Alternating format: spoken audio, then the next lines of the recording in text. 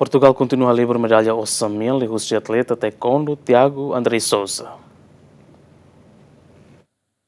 Ia jogo nebe halau ia ginásio dili tersane, atleta honoran Tiago André conquista medalha osanmean ia kategoria mane, ho klase kilograma 5 singida, hafoin halakon atleta Timoroan de Nilton ia meio final, no ia final Tiago halakon atleta Mosambicano, Stevene Douglas ho skor 2-0. Atleta ne sentik solok no nia Vitória, mas bem niamos elogia atleta Timoroan nebe hatudu jogo diak. É uma felicidade incrível, um sentimento inexplicável.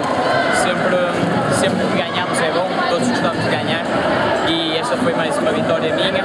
Sinto-me super feliz. Atleta Nemos aprecia o acolhimento na hospitalidade nebe Timor-Leste oferece ba delegação Sira, liu delegação Portugal. Contra Timor, gostei bastante do taekwondo de Timor.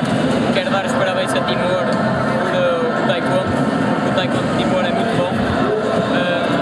Contra Moçambique é um estilo de combate que nunca tinha combatido.